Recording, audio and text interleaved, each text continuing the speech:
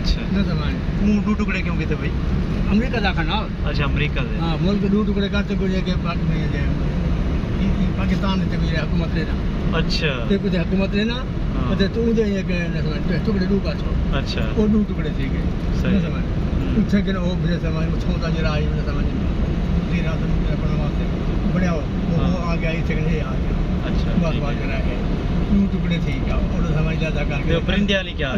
Election थी के election में क्या है बोल के 2 टुकड़े कर इलेक्शन क्या करना नहीं परिंदे आते पे भी उन्होंने सुनो क्या परिंदे नहीं क्या क्या काम कर रहे परिंदे मार।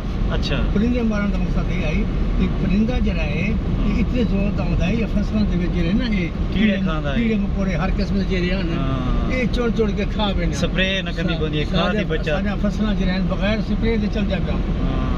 ठीक है स्प्रे करना सके दे मुने मुंह करना थी नहीं हां फेशियल पहले कोई स्प्रे तो मुंह जो के बेटे ने से कतर है। हां सही तो हां मैं बड़ा सारा में खैर जवान साल खांदे हावे। हां सही साल खांदे हावे कितना ऊंटे ना है जवान सारा में। अच्छा अच्छा ये साल का अच्छा जवान सारा में अच्छा स्प्रे करना थी नहीं ये नहीं बिल्कुल ही नहीं थी ना ना सन 72 में शादी की। अच्छा सन 72 में शादी की थी मतलब 20 साल दा हो सी सही। हां बस ब्याह के बाद वो जरा है उन्हें जने के परिंदे सारे बरा करते। हां परिंदे सारे खत्म थी गए बस जरा गाल खत्म शरायत है इंस्पेक्टर डायरेक्टर। अच्छा उसे कस्बे आंदा है समझ मैं पी में मॉडल जरा है 120 मुरब्बे रखवाई।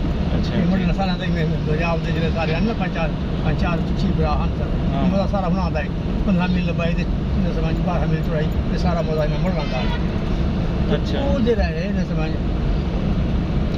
ना दे कोलो डायरेक्टर रवांदा इधर आता है से जाए कारोबारी करो ये करो क्या कर ये करो। हां और जामा मस्जिद में नमाज जुमा पढ़ना दे माए में नाम जुमा पढ़ना आते।